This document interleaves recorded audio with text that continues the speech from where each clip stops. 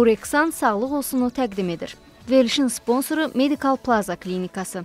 Sponsor A'dan Z'yə vitaminlərlə zəngin Vitavit. Salam, hər vaxtınız xeyirli olsun istəyək tamaşaçılar. Sağlıq olsunun növbəti buraxılışı efirdədir. Ekranlara yaxın əyləşin və diqqətiniz bizdə olsun. Çünki bugün də həmişə olduğu kimi sizə biri-birindən maraqlı mövzular təqdim edəcəyik. Siz Sağlıq olsun proqramına Neurexan bioloji preparatının təqdimatı ilə baxırsınız. Neurexan tabletləri stres və sinir gərginliyini aradan qaldıran təbii tərkibli bioloji preparatdır. Gün ərzində yuxululuq vermədən gecə yuxusunu bərpa edir. Diqqət yayınlığı vermədiyinə görə sürücülər, abituriyentlər və tələbələr rahatlıqla istifadə edə bilərlər. Hamilələr və südverən qadınlar üçün tam təhlükəsizdir. Doğuşdan sonraki sinir gərginliyində istifadə edə bilərlər. Uzun müddətli istifadəsi tamamilə təhlükəsizdir və dərman asılılığı öyrətmə yaratmır. Stres, qorxu, həyəcan və yuxusuzluqdan əzab çəkirsinizsə, Neurexan qəbul edin. Yalnız Neurexan sağlamlığınıza zərər vermədən sizə rahatlıq və sakit yuxu bəxş edər. Tez və təbii yolla rahatlığı yenidən əldə edin. Alman istehsalı olan Neurexanı apteklərdən həkim resepti olmadan əldə edə bilərsiniz. Verilişimizin sponsoru Medical Plaza Klinikasıdır. Medical Plaza Klinikası müasir avadanlıqlarla tam təchiz olunmuş özəl bir klinikadır. Əgər sizin səhhətinizdə hər hansı bir problem varsa və bunun diaqnostikasını müasir avadanlıqlarının köməyi ilə həyata keçirmək istəyirsinizsə, seçəcəyiniz ünvan artıq məlumdur. Medical Plaza Klinikasında tibbin müxtəlif sahələrini əhatə edən poliklinik və stasionar xidmətlər insanların sağlamlığının keşiyindədir. Peşəkar tibbi heyətin müasir texnologiyalara istinadən apardığı müayinə və müalicələr sağlamlığınıza tam zəmanət verir. Verilişimizin sponsoru Vitavit adlı qidaya əlavə olan vitamin və mineral kompleksidir. A-vitaminoz, mineral çatmamazlıq, fiziki və zehni yorğunluq, xroniki yorğunluq sindromu kimi sağlamlığınıza ciddi ziyan vuran bu negativ hallardan azad olmaq istəyirsinizsə, Almaniyada istehsal olunan tərkibi A-dan Z-yə qədər mineral və vitamin kompleksindən zəngin Vitavit adlı qidaya əlavə kompleksindən istifadə edin. Hörmətli tamaşaçılar, bugün çox aktual bir mövzu ilə ekranlarınızın qonağıyıq. Mövzumuz virus hepatitləri. Bunların yayılması və müasir yollarla diaqnostikası, eləcə də müalicəsi barəsində olacaq. Studiyamızın bugünkü qonağını sizə təqdim etmək istəyirəm. Bugünkü qonağımız Medical Plaza Klinikasının aparıcı həkimlərindən biri, eləcə də Avropa Hepatoloqlar Assosiasiyasının üzvü, terapevt hepatoloq doktor Könül Mahmudovadır. Könül xanım, studiyamıza xoş gəlmişsiniz. Çox sağ olun, təşəkkür. Mən istərdim ilkin olaraq elə bax tamaşaçılarımıza məlumat verək. Hepatitlər nədir? Bunun yaranma səbəbləri nədir? Hansı növləri var? Hepatitlər, deməli, hepatit sözü ümumiyyətlə qaraciyər hüceyrələrinin iltihabı xəstəliyidir və hepatit müxtəlif səbəblərdən ola bilər. Virus mənşəli, qeyri-virus mənşəli. Azərbaycanda demək olar ki, qorxulu bir kabusa çevrilmiş virus hepatitlərdən danışacağıq burada. Hepatit A, B, C, D. A hepatiti bir kənara qoyuruq, çünki kəskin şəkildə keçən deməli bir virusdur və sağalma ehtimalı da demək olar ki 100%-dir, doğru dürüst müalicə gedərsə. Amma ən çox xronikləşən hepatit B, C və D hepatitdir. Könül xanım, bax bu hepatitlər nə törədir? İnsanlar fikirləşir ki, hepatit filan kəsdə hepatit var və həqiqətən məsələn əməliyyat qabağı bizdə də müayinələrdən keçəndə insan eşidəndə ki, bunda hepatit var, sanki bir ölüm xəbərini eşidir kimi. Bəziləri isə bu nədir doktor? Heç məlumatı yoxdur. Bax, bu barədə nə deyə bilərsiniz? Bu sadəcə bir virusdur. Deməli, bu siz dediyimiz kimi, deməli, heç bir, mən hələ görməmişəm Azərbaycanda, çünki hələ elə bir səviyyə formalaşmayıb ki, insan özü gəlsin profilaktik olaraq həkimi özünü yoxlatmağa. Biz həmişə o xəstələri, siz cərrahların, deməli, əməliyyatdan öncə apardıqları kart testlə və yaxud da hər hansı bir xırda bir əməliyyat nəticəsi meydana çıxır, deməli, diaqnozlardır. Hepatit C virusu, deməli, daha çox xronikləşən bir virusdur. Ən çox aktual bu dəqiqə Azərbaycanda hepatit C-dir. Amma bizə rast gələn belə bir anlayış da var. Hepatit C daşıyıcı forma. Mən buradan səslənirəm. Hepatit C-nin daşıyıcı forması olmur. Onun ya aktiv və yaxud da qeyri-aktiv forması olur. Daşıyıcı sözü yalnız hepatit B-yə məxsusdur. Onu da biz virusun miqdarına görə təyin edirik. daşıyıcıdır, yoxsa xəstəsidir. Hələ daşıyıcısan deyib ürəyə sakit oturmaq da olmur. Mütləq hepatit D-ni də yanaşı yoxlamaq lazımdır ifa metodu ilə. Bəzən olur ki, biz deməli müayinəni davam etdirdikcə baxırıq ki, qaraciyər doğrudan da dəyişikliklərə uğrayıb. Onda bizə əsas verir ki, hepatit D-ni tək ifa metodu ilə yox, eyni zamanda PCR analizi ilə də yoxlayaq. Mən istərdim bu hepatitlərin şikayətləri barəsində danışaq. Hansı növündə, hansı ağırlıq dərəcəsində daha çox hansı şikayətləri meydana gəlir? Deməli, hepatitin demək olar ki, heç bir şikayəti olmur. Əgər bizi xəstənin qarnına su yığılırsa, asitik maye deyirik biz ona, yığılırsa, qaraciyəri, bəzən olur ki, qaraciyərin konturları deməli qeyri-düzgündür, dalaq böyüyüb, qan analizləri, biokimya bizə dəhşətli nəticələr verir.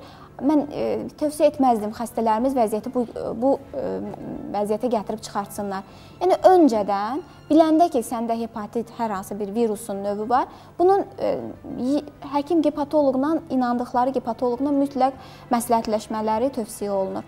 Bəzən olur, heç bir deməli simptomatika olmur xəstədə. Heç bir. Mən doktor, heç nəyim yoxdur. Məndə hepatit C axı nə eləyir, nə gəzir? Axı mən xəstə deyiləm. Bunu mən inanmıram xəstəliyinə, belə də deyirlər. Əslində qalsa, psixologiyası normal olan insanlara mən deyirəm ki, elə düz eləyirsiniz, inanmayın bu xəstəliyə, amma özünüzü qoruyun. İldə bir dəfə də həkimin yanına gəlib keçməyiniz məsləhətdir. İkinci tərəfdən, hepatit C tamamilə sağalan bir xəstəlikdir. Bunun üzərində demək olar ki, qələbə çalındı. Antiviral terapiya, yeni çıxmış yeni nəsil virus əleyhinə terapiya, bunlar artıq bizə bu xəstəliyin tam sağalacaq xəstəlik olduğunu deməyə imkan verir. Elə xəstələr var ki, alkoqol qəbul edirlər və bir neçə dəfə ağızlarından qan gəlmə də müşahidə olunub. Qan hayxırma, qan qusma, belə deyək. Müayinələrə gedirlər, endoskopik müayinələrə, görürlər ki, yemək borularında varikoz genəlmə var. Bu ilkin olaraq qaraciyər, yəni portal venaların durğunluğu nəticəsində venaların genəlməyidir. İlk növbədə həkim nə düşünür? Hepatitlər var. Hepatitdə yoxlanır, həqiqətən hepatitləri var. Virus hepatiti var, B və yaxud C. Lakin qaraciyər fermentləri normaldır. Və insanların çoxunda məhz bax bu incəlik narahat edir. Deyir, əgər mənim qaraciyərim fermentləri, ALT, AST, bunlar normaldırsa, demək mənə səhv diaqnoz qoyublar. Deməli, məndə hepatit B, C yoxdur. Bəs bu qanaxma haradan meydana gəldi? Bax, bu məsələyə istərdim münasibətinizi biləm. Deməli, tək qida borusundan deyil qanaxma, eyni zamanda dişlərin dibindən xırda qanaxmaların olması, bu da xəstələrin sonra menstruasiya siklinin tez-tez pozulması qadınlara aiddir, uroloji sidikdə qanın görülməsi. Bunlar bəzən olur ki, dişlərin dibindən qanaxmanın olması xəstəni və yaxud da uroloji, ginekoloji bir problemlərin olması artıq xəstəni həmin həkimlərə doğru salır. Bu da deməli o tipdə aparılan müalicələr xəstəni bir balaca gecikdirir. Yəni artıq xəstə demək olar ki, ünvanı səhv salıb. Amma əsas məsələ başqa yerdədir. Məsələni aydınlaşdırmaq və onu üzə çıxartmaq lazımdır. Siz qeyd etdiyiniz kimi, bunu xəstələrimizin çoxu da bilir. Hamısı otağa girənlər, hamısı ALT, AST söhbət eləyir. ALT, AST virus hepatitlərində birinci rol oynamır. Yəni onun normal olması bizim başımızı yastığa qoymağa imkan vermir. Birinci, deməli, bütün bu biokimyəvi analizlər, qanın ümumi analizləri, PCR analizləri, ifa metodları, bütün bu saydıqlarım hamısı keçirilir. Sonra UZI sonoqrafiyası burada çox vaciblidir. UZI sonoqrafiyasından keçirilir. Ən axırda xəstəyə təyin olunur biopsiya metodu. Ki, qaraciyərdə vəziyyət necədir? Gəl o toxumalardan baxaq. Baxın, mən mulyajda istəyirəm bunu göstərim. Qaraciyərin ən böyük payı onun deməli sağ payıdır. Sonra isə sol payıdır. Biz əgər xəstəyə, mən istəyərdim görüntülərimizi də biz verək. Deməli, biopsiya nə deməkdir? interkostal, yəni qabırğa arası sahədən qaraciyərə daxil olub, qaraciyər toxumasından, belə deyək, toxuma hüceyrənin götürülməsi. Burada interkostal daxil olunur və qaraciyər hüceyrəsindən, özdə burada deməli animasiyon şəklində bir ekzemplyar göstərilir. Yəni onu 1 və yaxud da 5-6 toxumadan da, yəni segmentlərdən də götürülür. Yəni bunu biz belə göstərə bilərik ki, yəni əyani şəkildə qaraciyəri belə bir iynə ilə daxil olub, oradan qaraciyər toxumasını götürüb, sonra onu deməli histoloji müayinəyə göndərib qaraciyərdə fibrozun dərəcəsidir, onu nə dərəcədədir, onu aşkarlamaq. Lakin bütün dünyada texnologiya inkişaf elədiyindən Azərbaycan da o texnologiyanı izləyir və geridə qalmırıq. Və bizdə hal-hazırda Medical Plaza klinikasına yeni bir elastometr aparatının deməli gətirilməsi rüxsət aldı və mən istəyərdim ki, elastometr deməli müayinəsini biz göstərək ekranlarda. Ən maraqlı tərəf odur. Yəni bu təzə bir yeni aparat, elastometr aparatıdır. Fransanın şirkəti tərəfindən istehsal olunmuş və ilk növbədə gördüyümüz kimi xəstəyə heç bir deməli hazırlıq metodu təklif olunmur. Yalnız xəstədən rica olunur ki, 4 saat müddətində ac gəlsin. Yəni yemək qabılı olmasın ki, bildiyimiz kimi qaraciyərin visceral hissəsi müxtəlif deməli orqanlarla əlaqəlidir, həzm orqanları ilə. Birinci UZI sonografiyası xəstəyə aparılır, deməli ümumi qarın abdominə baxılır, dalaq, qaraciyərin vəziyyəti tam qiymətləndirilir. Bütün göz önündədir qaraciyər. Sonra bu göstərdiyimiz, bax bu bulyajda mən istəyirəm göstərim. Bax bu göstərdiyimiz hər bir deməli segmentdən hər bir həm sağ, həm sol segmentlər arası hardan istəyirsən sizin üçün, yəni o fibroz toxumasını tam şəkildə göstərir. Hətta əgər orada hər hansı bir şiş toxumasına əgər şübhə olarsa, bu aparatın nəzarəti altında hətta o biopsiya kanalını bizə göstərir. Oradan biopsiya, bəli, oradan biopsiya götürülür ki, bəzən olur, biopsiya götürülür, xəstə özü onkoloji xəstədir. Heç bir histoloji material atipik hüceyrəni tapmır. Yazır normal qaraciyər toxuması. Çünki normal gözlə görülmür axı qaraciyərə daxil olunda. Burada sizin gözünüzün qabağındadır hər şey.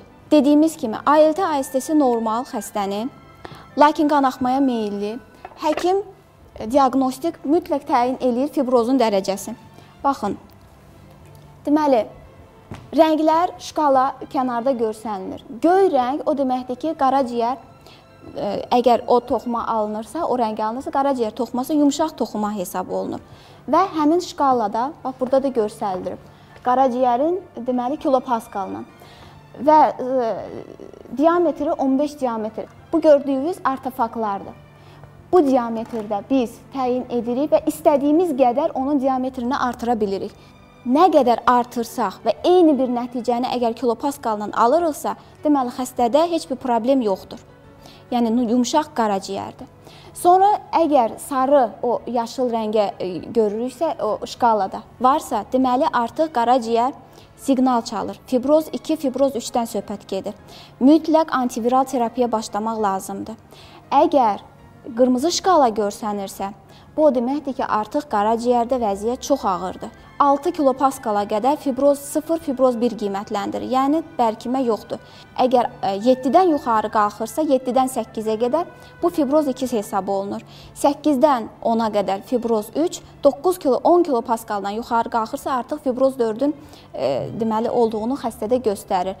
Fibroz 4-ün olması hələ o demək deyil ki, xəstədə sirrozdur. Hələ ümid kəsilməyib. Dekompensa olunan və kompensa olunmuş sirrozlarımız var. Əgər kompensa olunursa sirroz, xəstə mənim öz müşahidəmdə heç olmasa 10 il, 15 ildə yaşaya bilər. Yəni o demək deyil ki, məndə fibroz 4-dürsə vəziyyət ağırdır. Yəni aktiv bir prosesi tapmaq lazımdır. İkinci tərəfdən yanlış anlaşılmasın. Biz bu metod o demək deyil ki, biz virusu aşkarlayırıq. Virus analizlər nəticəsində tapılır. Bu isə aparat yalnız diaqnostik, yəni fibrozun dərəcəsini aydınlaşdırır. Qaraciyərin zədələnmə dərəcəsi. Bəli, zədələnmə dərəcəsini aydınlaşdırır. O virus hepatitidirmi? Yoxsa uzun müddətli kimya preparatlarının qəbuludumu? Ona deyirlər toksik hepatit. Alkoqol hepatitidirmi? Və yaxud da xolestatik hepatitdirmi? Wilson xəstəliyidirmi? Yəni bunların hamısını sonradan diaqnostik araşdırır. Bizə baxan bizim kolleqalarımız ola bilər, UZI həkimlərimiz. Deyə bilərlər, elastografiya bütün UZI-lərdə var imiş. İndi nə hansı burada müayinə metodundan söhbət gedir? Heç bir elastografiya, mən bunu əminliklə deyirəm, heç bir elastografiya belə bir nəticəni bizə verməyib hələ qaraciyərdə. Yalnız bir aparat, fibroskan aparatı bunu əvəz eləyə bilərdi. fibroskandan üstünlüyümüz də ondan ibarətdir ki, elastometrin. Biz orada mexaniki qüvvələrin, dalğaların təsiri nəticəsində qaraciyərin deməli elastikliyini görürük. Burada isə segmentar şəklində, gözümüzün önündə olaraq görürük və bu müalicə həkimi üçün çox önəmlidir. Və mən kolleqalarımı da dəvət eləyirəm. Yəni xəstələri ilə gəlib buyurub bir yerdə xəstəni müayinə edib, yəni daha dolğun məlumat əldə etmək olar. Ekranda gördüyümüz sağlam qaraciyərdir. Yəqin ki, tamaşaçılarda belə bir sual meydana gəlir. Düzdür, siz göstərdiniz, yəni zədələnmə dərəcəsindən asılı olaraq qırmızıya doğru. Mən gələndə gördüm, siz əlinizdə şəkillər gətirmişsiniz, foto şəkillər. Mən istərdim onu da operatorumuzdan xahiş eləyək, yaxınlaşdırsın və o barədə nə deyə bilərsiniz? Burada isə mən qeyd etdiyim kimi rənglərə görə bu artıq sirrozlu qaraciyərdir. Sirrozlu qaraciyərdə isə bu halqanın içərisinə baxaq. Halqanın içərisində qırmızı rəngdə görsənir. Özə kilopaskallarda kənarda baxın. Mən dedim 10 kilopaskaldan yuxarı artıq fibroz 4 hesab olunur. Bu hazırki pasiyentdə deməli kilopaskalın dərəcəsi 42,1 kilopaskaldır. Və bu göstərilmiş şəkillər ayrı-ayrı. Bu hamısı bir tərəfdən götürülməyib. Müəyyən qaraciyərin sahələrindən götürüldü və bizə eyni nəticəni verdi. Deməli 42,1, 42,1, 45 kilopaskal. Yəni bu da onu göstərir ki, qaraciyərdə fibroz dərəcəsi, yəni eyni dərəcədə gedib, yəni qaraciyərin vəziyyəti çox ağırdır və müalicəyə ehtiyacı olunan ön sırada gedən xəstəliklər sırasındadır. Çox sağ olun Könül xanım. Valla sizin danışığınızdan elə bir maraq kəsb elədi ki, düzdür, şükür Allaha bir şikayətim yoxdur, amma bir profilaktik olaraq qaraciyərimdə dəyişiklik varmı, yoxmu, varsa da nə dərəcədədir? İstərdim müayinəzə gəlim, əgər etiraz eləmirsə. Biz sizi dəvət edirik. İnşallah Sadiq doktor. Görüşərik və hörmətli tamaşaçılar, bax elə özümü sizə tutub bildirmək istəyirəm ki, bu müayinə ən müasir müayinədir, Azərbaycanda ilkdir və bilmək istəyərsinizsə qaraciyəriniz nə səviyyədə zədələnib və buna müvafiq daha doğru müalicəni təyin etmək istəyirsinizsə, mənə elə gəlir ki, ən azından bu müayinədən keçmək məsləhətdir. Sizə bir aparıcı kimi deyil, bir həkim kimi məsləhət bilirəm və ona görə də Könül xanımın bilik və bacarığından istifadə edə bilərsiniz və güman edirəm ki, həm tək müayinə deyil, eləcə də gebatitlərin müalicəsində sizə yaxınlıqdan kömək edəcək və inşallah şəfanıza da qovuşmağa sizə yardım edəcək. Könül xanım, studiyamıza təşrif buyurduğunuzda, bu cür maraqlı söhbətinizə görə sizə öz adımdan, eləcə də bizi izləyən minlərlə tamaşaçılarımız adından minnətdarlığımı bildirirəm. Studiyamızın bugünkü qonağını bir daha sizə təqdim etmək istəyirəm. Bugünkü qonağımız Medical Plaza klinikasının aparıcı həkimlərindən biri. Avropa Gepatoloqlar Assosiasiyasının üzvü, terapevt gepatoloq Könül Mahmudovadır. Əgər sizin səhhətinizdə qeyd etdiyim kimi hər hansı bir problem varsa, heç bir tərəddüd etmədən Könül xanıma müraciət edə bilərsiniz. Mövzumuz rinoplastika və sinusitlər barəsində olacaq. Təbii ki, müsahibimiz var. Müsahibimiz Lor Hospitalın baş həkimi, cərrah otolaringoloq Pərviz Aslanovdur. Diqqətiniz bizdə olsun. Salam, hər vaxtınız xeyir olsun, hörmətli tamaşaçılar. Sizi mən Lor Hospitaldan salamlayıram. İlk öncə onu qeyd etmək istəyirəm ki, Lor Hospital nəinki Azərbaycanda, bütün Qafqazda burun-qulaq boğaz problemləri ilə bağlı xidmət göstərən, tək profilli xidmət göstərən yeganə klinikadır. Mən söhbətimizin davamı olaraq bir sıra bəzi lor xəstəlikləri haqqında sizə məlumat vermək istəyirəm. İlk öncə onu qeyd etmək istəyirəm ki, havaların soyuması ilə əlaqədar sinüzitlər geniş yayılmışdır. Sinüzitlər burun ətrafı cirbilərinin iltihabı xəstəliyidir. Etmoid frontit, haymor və sfenoid sinüs olmaqla 4 qrupa bölünür. Hər bir cibin iltihabı ayrı-ayrılıqda frontit, etmoidit, sfenoidit və haymorid olmaqla 4 qrupa ayrılır. Bu xəstəlik zamanı alında, yanaqda, üz nahiyəsində baş ağrılarının olması, burundan irinli ifrazatın əmələ gəlməsi, eyni zamanda burun-boğaz nahiyəsinə axıntıların olması ilə xəstələr daha çox şikayət edir. Ona görə bu cür xəstələri biz burun ətrafı ciblərinin komputer tomoqrafiyası müayinəsindən keçirdərək bu diaqnozun daha dəqiq qoyulması və sonraki müalicə prosesinin aparılmasına başlayırıq. Belə ki, əgər xəstə kəskin sinüzitdirsə, biz onu 7-14 gün ərzində antibiotik terapiyası və burun damar büzücü dərmanlardan, damcılardan istifadə edərək xəstənin sağalmasına nail oluruq. bu 14 günlük terapiyadan sonra xəstəyə buruna hidrokortizon tərkibli burun spreylərindən istifadə edərək xəstənin tam sağalmasını təmin edə bilirik. Amma əgər xəstə il ərzində bir neçə dəfə sinüzit, kəskin sinüzit keçirdirsə və eyni zamanda bu sinüzitlər poliplərlə ağırlaşmış formada olursa, biz xəstəyə cərrahi əməliyyat tövsiyə edirik. Xroniki sinüzitlərin müalicəsində fes endoskopik sinüs cərrahisi əməliyyatı daha çox istifadə olunur. Qeyd edək ki, polipoz sinüzitlər də hal-hazırda geniş yayılmışdır. Əgər xəstənin sifətinin yarısı, yəni bir hissəsi iltihablaşmış və yaxud poliplə tutulmuşsa, biz onu hemisinüzit adlandırırıq.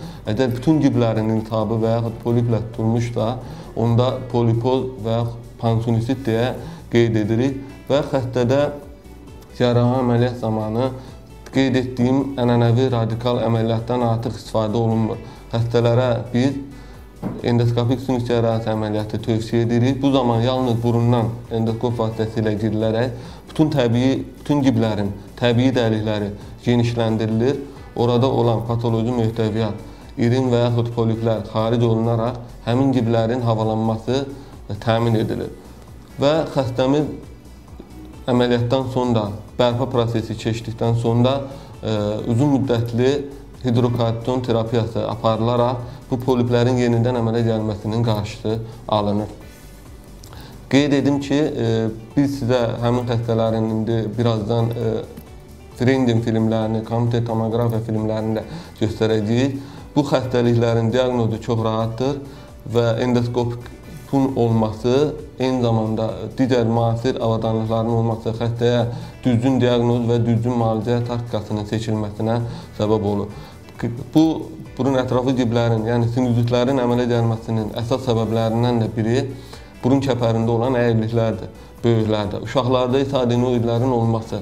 Ona görə mütləq bu sinüzitin, qaymaritin belə deyək, əmələ gəlmə səbəbi aradan qaldırılmalıdır. Əgər uşaqlarda adenoid varsa mütləq əməliyyat olunmalıdır. Böyüklərdə kəpər əyirliyi varsa, bu əyirlik nəticəsində həmin burun ətrafı giblərin havalanması pozulur və xəstəmiz il ərzində bir neçə dəfə sinüzit xəstəliyinə yoluxa bilər. Ona görə kəpər əyirliyi mütləq aradan qaldırılmalıdır. Hörmətli tamaşaçılar, verilişimizin bu anında bir daha nəzərinizə çatdırmaq istəyirəm ki, siz Sağlıq Olsuna Neuroxan bioloji preparatının təqdimatı ilə baxırsınız. Neuroxan tabletləri stres və sinir gərginliyi aradan qaldıran təbii tərkibli bioloji preparatdır. Gün ərzində yuxuluq vermədən gecə yuxusunu bərpa edir. Diqqət yayınlığı vermədiyinə görə sürücülər, abituriyentlər və tələbələr bundan rahatlıqla istifadə edə bilərlər. Hamilələr və süd verən qadınlar üçün isə tam təhlükəsizdir. Doğuşdan sonraki sinir gərginliyində profilaktik məqsəd üçün istifadə edilir. Uzun müddətli istifadəsi tamamilə təhlükəsizdir və dərman asılılığı öyrəşmə yaratmır. Stres, qorxu, həyəcan və yuxusuzluqdan əzab çəkirsinizsə, Neuroxan qəbul edin. Yalnız Neuroxan sağlamlığınıza zərər vermədən sizə rahatlıq və sakit yuxu bəxş edər. Tez və təbii yolla rahatlığı yenidən əldə edin. Alman istehsalı olan Neuroxanı apteklərdən həkim resepti olmadan əldə edə bilərsiniz. Verilişimizin sponsoru Medical Plaza klinikasıdır. Medical Plaza klinikası hər növ avadanlıqlarla tam təchiz olunmuş bir klinikadır.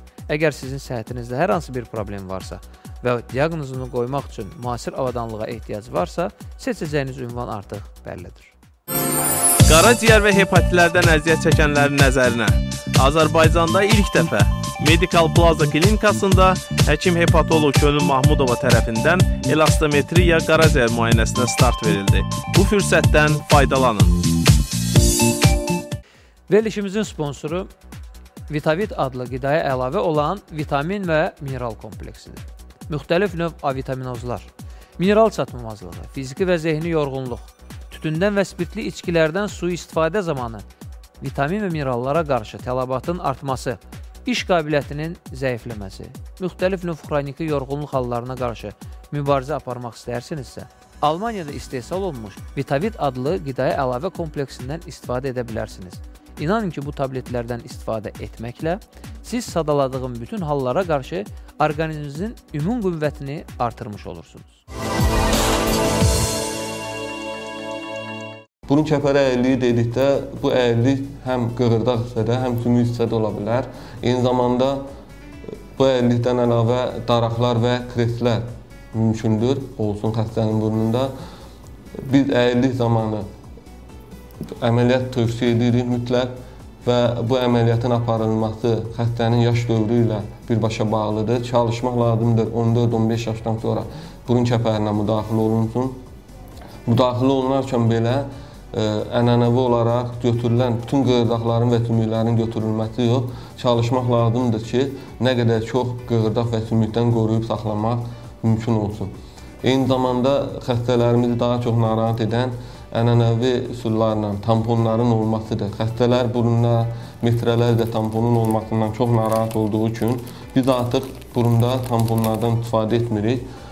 Burun borularından istifadə edirik. Burun borularının olması xəstələrdə demək olar ki, yəni bu əməliyyatı çox rahatlıqla keçirməsinə, əməliyyatdan sonra qanaxmaların, hematomların olmasına yol açmır. Eyni zamanda xəstə əməliyyatdan dərhal sonra bu borunun içərisində olan deməli dəlikdən nəfəs aldığı üçün xəstəmiz rahatlıq keçirmir. Bu boru bir neçə gün xəstənin burnunda qalıb sonra çıxarılır.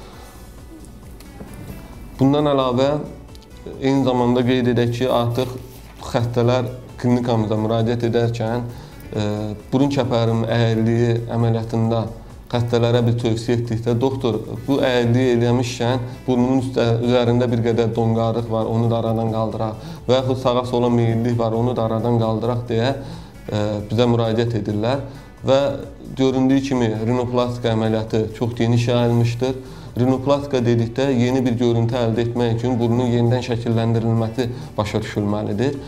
Rinoplastika əməliyyatı açıq və ya qapalı olmaqla 2 cür aparıla bilər. Biz daha çox açıq əməliyyatları tərcih edirik və daha çox bundan istifadə edirik. Fərq ondan ibarətdir ki, açıq əməliyyat etdikdə daha yaxşı nəticələr əldə etmək olur. Eyni zamanda burnun uc hissəsində xəstənin istədiyi bir görüntünü ona verə bilirik. Biz rinoplastika əməliyyatı zamanı burnun sağa sola meyilliyi varsa onu orta xəttə qoyulması, eyni zamanda burnun ucu düşmüşsə qaldırılması, burun donqarlıqlarının aradan qaldırılması və xəstənin digər istəkləri ola bilər. Məsələn, burun qanadlarının çildilməsi, bir qədər böyüdülməsi, bu kimi istəklərin hamısını nəzərə alırıq. Eyni zamanda xəstənin istədiyi və həkimin ona verə biləcəyi üst-üstə düşürsə, biz əməliyyatı tövsiyə edirik. Bu əməliyyat zamanı digər əsas önəmli faktorlardan biri mütləq yaş dövrü nəzərə alınmalıdır. Qadınlarda 16-17 yaşdan sonra, kişilərdə 17-18 yaşdan sonra rinoplastika əməliyyatının aparılması daha uyğundur, daha belə deyək, məsləhətdir. Çünki yaş dövrü keçdikdən sonra burunda yenidən əyilmələr, başqa problemlər ola bilər. Ona görə yaş məhdudiyyətinin olması həmişə normal qarşılanmalıdır. Biz rinoplastika əməliyyatı zamanı bir neçə belə deyək, son dövrlər tətbiq etdiyimiz əsas yeniliklər ondan ibarətdir ki, çəkikdən və yaxud belə deyək, isgənələrdən istifadə etmirik. Çalışırıq burun donqarlığı yalnız törpü ilə hamarlansın. Nəyə görə? Çünki bu zaman şişkinliklər də, ödemlər də çox az olur. Burun nə qədər az travma görərsə, bir o qədər daha gözəl, daha təbii, daha doğal burun əldə etmiş oluruq. Qeyd edim ki, burun rinoplastika əməliyyatlarında mütləq burun kəpərinə də toxunulmalıdır. Nəyə görə? Biz eyni zamanda həm bəzi əməliyyatlarda burun kəpərində əyrilik varsa, o aradan qalxmalıdır. Kəpərə müdaxilə olunmazsa, əgər əyri bir burun kəpəri əyridirsə, onda burnun ucu hara əyilmişsə, estetik olaraq da burun həmin tərəfə əyilmiş olur. İstənilən əməliyyatda burun kəpərinə müdaxilə olunur. Bəzi əməliyyatlarda həm əyirliyi aradan qaldırmaq məqsədi ilə, digər əməliyyatlarda isə burunun kəpərinin qığırdaq hissələrindən müəyyən qreflər əldə edirik. Çünki o qreflər burnun, belə deyək, rinoplastika əməliyyatı bütün burunda qığırdağın və sümüyün kəsilib atılmasından ibarət deyil.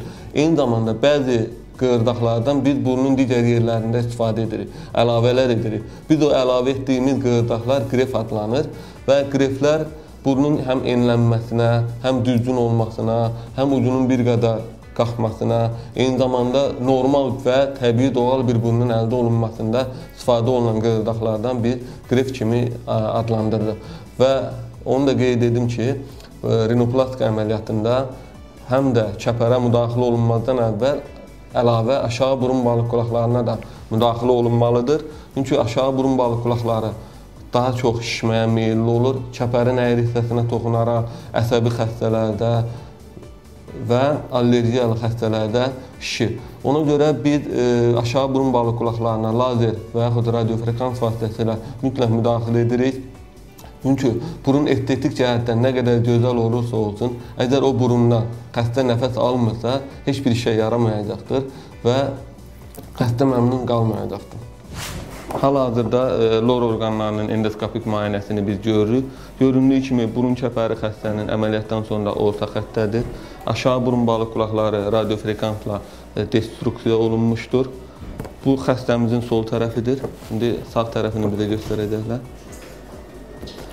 Sağ tərəfdə də analoji üsulla əməliyyat olunmuş və həm balıq qulağı, həm çəpər göründüyü kimi orta xəttin tam açılmasına şərait yaradılmışdır.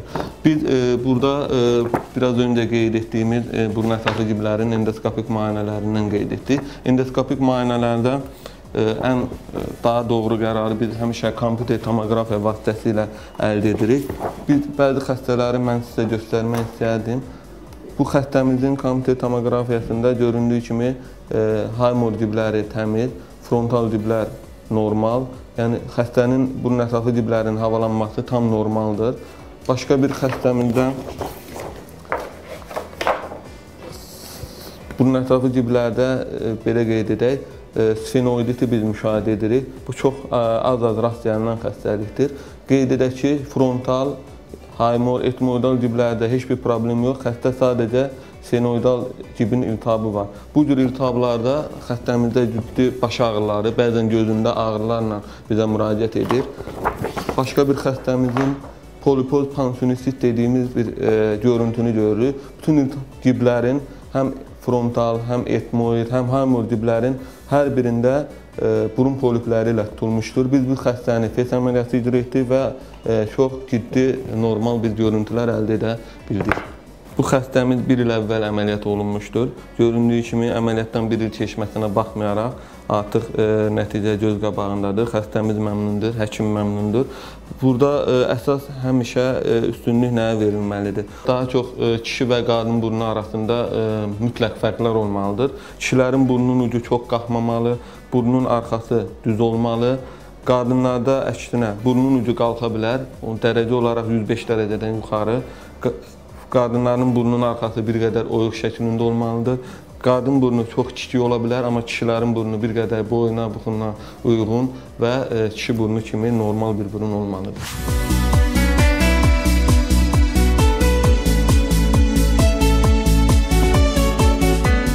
Bu xəstəmizdə septorinoplastika əməliyyatı icra olunacaq. Göründüyü kimi burnun arxası böyük bir donqarlıq qeyd olunur. Burnun enlidir, burun uzundur, uc hissəsi bir qədər yuxarıyadır. Burnun uc hissəsində qanatlarında naziklik və burun dəlikləri bir qədər genişdir. Xəstəmizdə əməliyyat planı tutulmuşdur. Plan ondan ibarətdir ki, donqarlıq aradan qaldırılacaq, medial və lateral osteotomiyalar olunaraq burnun eni bir qədər qısaldılacaq, uzunluğu qısaldılacaq, burun dəlikləri, qanatları çildərək burnun xəstənin üz simasına yaraşmasını biz təmin edə biləcəyik inşallah. Və bununla yanaşı xəstəmizdə həm də burnun içərisində, çəpərində əyrilik qeyd olunur. Rinoplastika əməliyyatları biraz əvvəl qeyd etdiyim kimi mütləq burun çəpərinə də müdaxilə olunmalıdır. Xəstənin nəfəs alınması təmin olunmalıdır və aşağı burun balıq qulaqlarını lazer və radiofrekans vasitəsilə destruksiya edərək həm də nəfəs almasını tam təmin edəcəyik.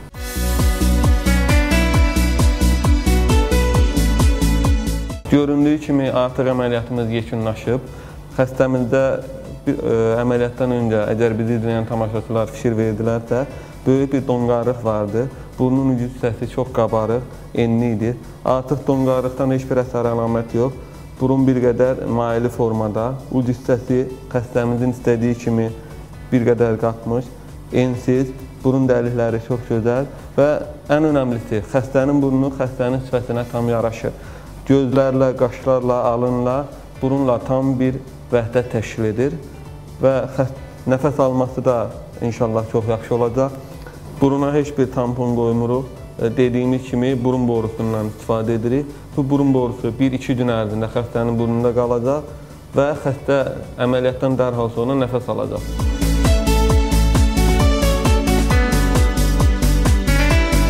Termoplastik altı istifadə edəcəyik. Bu cipsi xəstəmizin burnunun üzərinə qoyub, təxminən bir həftədən sonra cipsləri alıb dişləri sökəcəyik.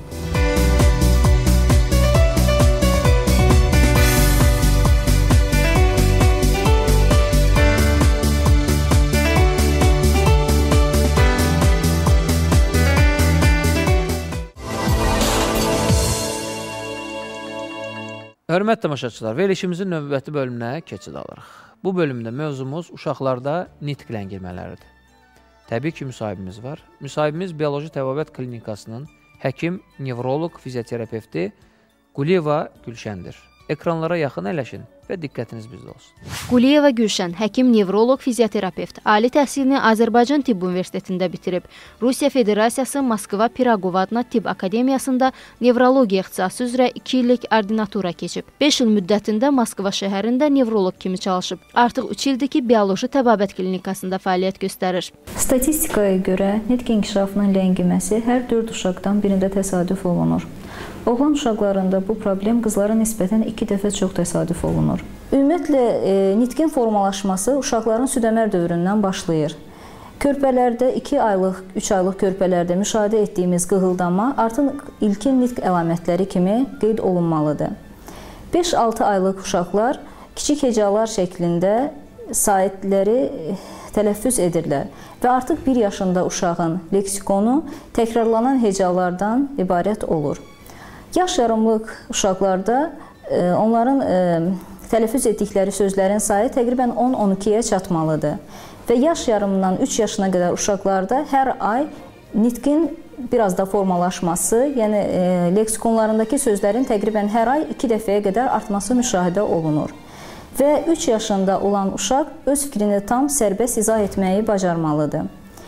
Valideynlərimiz çox diqqətli olmalıdırlar ki, artıq 3 yaşında uşaq fikrini ifadə edib, kiçik cümlələrlə danışa bilmirsə, bunu nitq ləngiməsi kimi qəbul etmək və vaxtında həkimə müraciət etmək lazımdır. 3-5 yaşında uşaqlarda müəyyən loqopedik problemlər meydana çıxa bilər. Bunlar hər hansı bir hərfin düzgün tələffüz olunmaması və yaxud da ki, mürəkkəb çox hecalı sözlərin çətin deyilməsi ola bilər. Bu dövrdə həmin bu problemlərlə ilkin olaraq nevropatoloqa, sonrası ehtiyac olarsa loqopedə müraciət etmək lazımdır. Və artıq 5 yaşında sağlam inkişaf etmiş uşaqda formalaşmış, səlist, aydın nitq olmalıdır. Çox təəssüf ki, bu həmişə belə olmur. Valideynlərimiz həmin vaxtı ötürürlər və hətta məktəb yaşında olan uşaqlarda belə nitq problemləri ilə müraciət edirlər. Vaxtında müraciət olunarsa, biz həmin problemi vaxtında aradan qaldırıb daha qısa müddətə lazım olan nəticəni əldə edə bilərik. İndi bir qədər həmin bu problemlərin nə ilə bağlı meydana çıxması haqqında danışmaq istəyirəm. Hamiləlik dövründə, yeni doğulma dövründə və yaxud da ki, sonradan uşağın keçirdiyi müxtəlif xəstəliklərin nəticəsində uşaqlarda nitq problemləri meydana çıxa bilər. Etdiyimiz hər bir hərəkət, hissiyatımız, danışma, qavrama, anlama, iyi bilmə, qoxu bilmə və eləcə də nitq beyində müəyyən mərkəzlər tərəfindən kontrol olunur. Nitq mərkəzi sol beyin yarımkürəsində, gicgah payında və alın payında yerləşir. Həmin bu nahiyələrdə hüceyrələr arası mübadilənin zəifləməsi nəticəsində uşaqlarda nitq ləngiməsi əlamətləri müşahidə olunur. Adətən valideynlər bizə müxtəlif yaşlarda, uşaqların məktəb dövründə adətən bizə müraciət edirlər. Yəni bu dövrdə uşaqlarda nitqin çox kəsad olması, yəni çox az sözdən ibarət olması, cümlələrin çox qısa olması, yəni uşaq fikrini bitkin, böyük cümlələrlə, bitkin şəkildə ifadə edə bilmir. Bu artıq nitq qüsuru kimi qəbul olunmalıdır. Onu da qeyd etmək istəyirəm ki, gec danışan uşaqlarda əgər lap danışma artıq normaya düşsə də bu uşaqlarda sonradan anlamanın, qavramanın çətinlikləri meydana çıxa bilər. Yuxarı yaş qrupuna aid olan uşaqlar, yəni orta və yuxarı məktəb yaşlı uşaqlarda həmin bu dərs prosesində də özünü göstərir. Belə uşaqlar dərs danışdıqda fikirlərini tam ifadə edə bilmirlər, çox həyəcanlı olurlar, onlarda kəkələmə halları müşahidə olunur. Həmin bunların kökü uşaq vaxtında, yəni 5-6 yaşına qədər normal gedən nitq inkişafının pozulması ilə əlaqədardır. Ona görə də həmin dövrlərdə, yəni məktəbə qədər dövrdə mütləq valideynlər uşağın nitq qüsurunun olub-olmamasına diqqət yetirməlidirlər və özləri bunu tam aydınlaşdıra bilmirlərsə, həkim nəzarətində olmaq vacibdir. Həkimin, loqopedin müayinəsindən sonra uşağın tam nitq inkişafının vaxtında və normal getməsinə arxayın olmaq olar. Bioloji təbabət klinikasında nitq inkişafının ləngiməsi problemində müalicə metodları fərqlidir. Biz burada Rusiya Federasiyası, Peterburq Elmlər Akademiyası alimlərinin ixtirası olan mikropolarizasiya metodundan istifadə edirik. Gördüyümüz Polaris aparatı vasitəsilə biz elektrodları nitq mərkəzinin proyeksiyasına uyğun nahiyədə yerləşdiririk.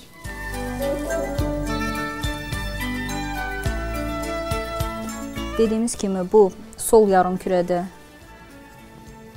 alın və gicgah nahiyələridir.